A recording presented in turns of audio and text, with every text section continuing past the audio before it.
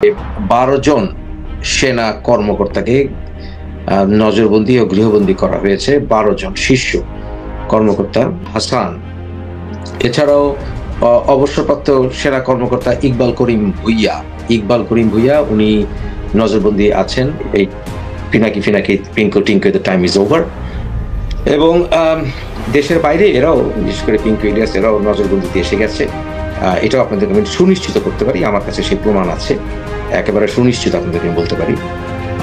এবং আপনারা এখন যে নাটক দেখতে পাচ্ছেন, পিঙ্কুর যে নাটক, এবং ওদের আসলে ফেসবুক পোস্ট ইত্যাদি দেখলেই আপনারা তারা যে তটস্থ অবস্থায় আছেন তার প্রমাণ পেয়েছেন মনে হয় গত 2টা দিন যাবত, আরো পাবেন। যে বাংলাদেশে কি সেনা কর্মকর্তাদেরকে গৃহবন্দী করা হয়েছে কিনা বা নজরবন্দি করা হয়েছে কিনা, বাংলাদেশের সেনাবাহিনীর অভ্যন্তরে কি ঘটছে, এই বিষয়গুলো অনেকেই জানতে চেয়েছেন। তো আমি বিভিন্ন তথ্যর ইঙ্গিত আপনাদেরকে দিয়েছি। বিশেষ করে 7ই মার্চে আমার ফেসবুকের স্ট্যাটাস যদি আপনারা দেখেন, সেখানে আপনারা দেখবেন সেখানে আমি লিখেছি, এবং আপনারা যদি আমার ইউটিউবের কমিউনিটি পেজেও যান, সেখানেও আপনারা দেখবেন যে সেখানে আমি লিখেছি, বিশেষ করে 7ই মার্চে আমার স্ট্যাটাস, যে বাংলাদেশ সেনাবাহিনী চরম উত্তেজনার ভেতর দিয়ে যাচ্ছে। অর্থাৎ বাংলাদেশ সেনাবাহিনী একটি ভয়ঙ্কর সিচুয়েশনের ভিতর দিয়ে তখন গিয়েছিল। এবং আমি আপনাদেরকে তখন বিভিন্ন বিষয়ে ইঙ্গিত দিয়েছিলাম। তবে এখন আমি আপনাদেরকে নিশ্চিত করতে পারি যে 12 জন সেনা কর্মকর্তাকে নজরবন্দি ও গৃহবন্দী করা হয়েছে। 12 জন শীর্ষ কর্মকর্তা, এবং কেউ আছেন যাদের আসলে পাকড়া করার অপেক্ষায় আছে বাংলাদেশ সেনাবাহিনী। এর ভিতরে 29 জন এখনো টার্গেটে আছেন। লেফটেন্যান্ট জেনারেল কামরুল হাসান, উনি গৃহবন্দী অবস্থায় আছেন বর্তমানে, লেফটেন্যান্ট জেনারেল কামরুল হাসান। এছাড়াও অবসরপ্রাপ্ত সেনা কর্মকর্তা ইকবাল করিম ভুইয়া উনি নজরবন্দি আছেন। এছাড়াও আমরা খবর পেয়েছি যে লেফটেন্যান্ট কর্নেল হাসিনুর রহমান উনি নজরবন্দিতে আছেন। লেফটেন্যান্ট কর্নেল হাসিনুর রহমান নজরবন্দিতে আছেন। ফাইজুর রহমানের নাম অনেকবার এসছে। ফাইজুর রহমান উনি ডিজিএফ এর দায়িত্ব ছিলেন, এবং আইএসআই এর সাথে বিভিন্ন চুক্তি, বিশেষ করে গাজীপুরে অস্ত্র চুক্তির ব্যাপারে যেই কাজটি হয়েছে, সেই চুক্তিটা এই ফাইজুর রহমানকেই মূলত বলা যেতে পারে মেইন দায়িত্বে ছিলেন। এবং এই লেফটেন্যান্ট জেনারেল ফাইজুর রহমান উনি গৃহবন্দী আছেন। লেফটেন্যান্ট জেনারেল ফাইজুর রহমান যে একটি অস্ত্র চুক্তি হয়েছিল বাংলাদেশের সাথে গাজীপুরে, সেটা স্থগিত করেছেন জেনারেল ওয়াকার। তাই জেনারেল ওয়াকার বর্তমানে সম্পূর্ণ নিয়ন্ত্রণ নিয়েছেন সবকিছু। লেফটেন্যান্ট জেনারেল ফাইজুর রহমানের নিয়ন্ত্রণে ছিল মূলত সাভার এবং মিরপুর যে আর্মি ক্যাম্পগুলো আছে, এবং সেগুলো সম্পূর্ণ সরাসরি নিয়ন্ত্রণ নিয়েছেন জেনারেল ওয়াকার। এছাড়াও আরো 3 জন মেজর জেনারেল টার্গেট আছেন, যাদেরকে গৃহবন্দী করা হতে পারে।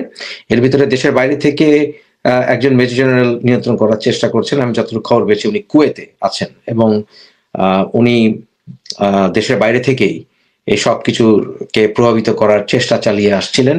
সুতরাং উনিও এই টার্গেট লিস্টে আছেন, যাদেরকে গৃহবন্দী করা হবে। আপনারা আজকে এর আগে মাহফুজ আলমের একটি স্ট্যাটাসে জেনেছেন যে সে বলেছে দেশ যুদ্ধাবস্থায় আছে।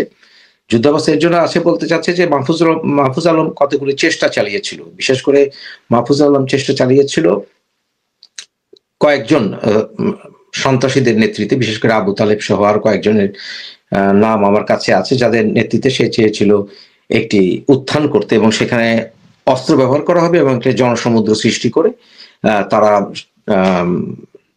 জেনারেল ওয়াকারকে বন্দি করবে। এটা ছিল তাদের টার্গেট। অর্থাৎ যে আর্মি অফিসারদেরকে এখন বন্দি করা হয়েছে বা নজরদারি রাখা হয়েছে বা গৃহবন্দী করা হয়েছে, তাদের মাধ্যমে যখন একটি কু হবে, সেই কু হওয়ার সময় সেই কুকে সাপোর্ট দেওয়ার জন্য কতগুলো সন্ত্রাসী গোষ্ঠীকে দায়িত্ব দিয়েছিল মাহফুজ আলম, এবং মাহফুজ আলমের নেতৃত্বে সেই সন্ত্রাসী গ্রুপ চাইছিল যে জেনারেল ওয়াকারকে বন্দি করা হোক।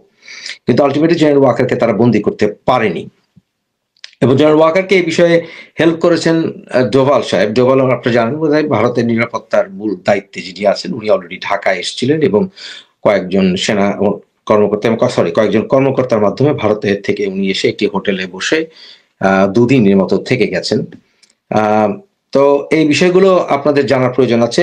সুতরাং আমরা যে জিনিসটি এখন বলতে পারি যে মাহফুজ আলম বা তাদের যেই আ গোষ্ঠী যারা কিনা সরকার চালাচ্ছে তাদের টাইম ইজ ওভার। এটা মোটামুটি আপনাদেরকে আমি নিশ্চিত করে বলতে পারি যে আমি মোটামুটি সিওর এখন নিশ্চিত যে এদের টাইম ইজ ওভার। তবে আমি জেনারেল ওয়াকারকে অনুরোধ করছি আপনি প্রত্যক্ষ বা পরোক্ষভাবে হলেও ক্ষমতা গ্রহণ করুন। ক্ষমতা গ্রহণ করুন। আমি চাই না দেশ সামরিক শাসনে থাকুক। কারণ আমরা এরশাদ বিরুদ্ধে সংগ্রাম করেছি। ৯০-এর অভ্যুত্থানের সময় আমরা এরশাদ বিরোধী ছিলাম এবং এছাড়াও সেই ৮০ দশক পুরোটা আমরা এরশাদ বিরোধী ছিলাম। তাই আমি আশা করব দ্রুত আপনি নির্বাচন দিবেন এবং নির্বাচন পরিস্থিতি সৃষ্টি করার জন্য ন্যাশনাল গভর্নমেন্টের দিকে এগোবেন। এই আশা করি আপনার কাছ থেকে। এবং ডক্টর ইউনূসকে অকার্যকর করে দেওয়া উচিত। অকার্যকর করা বলতে ওনার কাছ থেকে ক্ষমতা ছিনিয়ে না নিলেও ওনাকে ক্ষমতার ক্ষেত্রে ওনাকে প্রভাবিত করা উচিত বলে আমি মনে করি, যাতে করে উনি অনেকটা অকার্যকর হয়ে পড়েন। এক্ষেত্রে চায়নার ভূমিকাটা দেখার বিষয়, কারণ আমরা জানি যে পার্বত্য চট্টগ্রাম এলাকায় রোহিঙ্গাতে যে সন্ত্রাসী গ্রুপগুলো ছিল সেই সন্ত্রাসী গ্রুপগুলো সবগুলো ইউনাইটেড হয়েছে বিভিন্ন কারণে, বিভিন্ন উদ্দেশ্যে তারা ইউনাইটেড হয়েছে। এমনকি রোহিঙ্গাদের অনেককেই চায়নায় ট্রেনিং দেওয়া হচ্ছে, এই খবরও জেনেছি। এবং আমরা জেনেছি ব্রিটিশ হাই কমিশনের সাথে জামাতের নেতার সাক্ষাৎ হয়েছে। সেখানে জামাতের নেতাকে অফ হয়ে যাওয়ার জন্যই বলেছে বলে আমি আশা করব ব্রিটিশ গভর্নমেন্টের তরফ থেকে। এবং সেই ক্ষেত্রে যদি জামাত বেশি বাড়াবাড়ি করে তাহলে জামাতের বিরুদ্ধে অ্যাকশন নেওয়া যেতে পারে বলে আমি মনে করি। তাই বাংলাদেশের স্বাধীনতা বিরোধী শক্তিদেরকে এখন কুপকাত করার সময় এসছে আমাদের। এবং আমি আপনাদের সবাইকে বলবো, বিশেষ করে মুক্তিযুদ্ধের সপক্ষে শক্তি, আপনি বিএনপি হন, আওয়ামী লীগ হন, এখন আপনাদের প্রস্তুত থাকার সময় এসছে। জাতীয় স্বার্থে কথাগুলো এখন বলে দেওয়া প্রয়োজন বলে আমি মনে করছি। তাই সবাই প্রস্তুত থাকবেন। আগামী কয়েকটা বিশেষ করে রোজার মাসটা খুবই ক্রিটিক্যাল টাইম। আমরা জানি সৌদি আরবে পুতিন এবং আমেরিকান প্রেসিডেন্ট ট্রাম্পের মধ্যে একটা মিটিং আছে সামনে, এবং সেই মিটিং এর উপর অনেক কিছু নির্ভর করবে। তবে আমি মোটামুটি নিশ্চিত, আমি কয়েকটা জিনিস নিশ্চিত যে আমরা জেনারেল ওয়াকারের রোল আরো সিরিয়াস দেখতে পাবো এবং উনি আরো প্র্যাকটিক্যালি ইনভলভ হয়ে যাবেন এই ক্ষমতার ক্ষেত্রে। এবং আমরা এই সরকারের বিশেষ করে ডক্টর ইউনূস থেকে গেলে যেতেও পারেন, কিন্তু এই অ্যাডভাইসার বিশেষ করে মাহফুজ আলম এবং এদের আসিফ মাহমুদ এদের সময়, এবং আসিফ নজরুল এদের সময় প্রায় ওভার বলে আমি মনে করছি। সামনে দেখা যাক, স্ট্যান্ড বাই থাকবেন এবং আমি আরো তথ্য আপনাদের কাছে দেব। তবে ন্যাশনাল সিকিউরিটি ইন্টারেস্টের কারণে অনেক কিছু এখন চাইলেও বলতে পারছি না। তবে আমি এতটুকু বলতে পারি যে এই Pinaki Pinku Tinku the time is over. এবং দেশের বাইরে এরাও, বিশেষ করে পিঙ্কু ইলিয়াস, এরাও নজরবন্দিতে এসে গেছে। এটাও আপনাদেরকে আমি সুনিশ্চিত করতে পারি, আমার কাছে সেই প্রমাণ আছে, একেবারে সুনিশ্চিত আপনাদেরকে বলতে পারি। এবং আপনারা এখন যে নাটক দেখতে পাচ্ছেন, পিঙ্কুর যে নাটক, এবং ওদের আসলে ফেসবুক পোস্ট ইত্যাদি দেখলেই আপনারা তারা যে তটস্থ অবস্থায় আছেন তার প্রমাণ পেয়েছেন মনে হয় গত 2টা দিন যাবৎ, আরো পাবেন সামনে। ভালো থাকবেন। জয় বাংলা, জয় বঙ্গবন্ধু।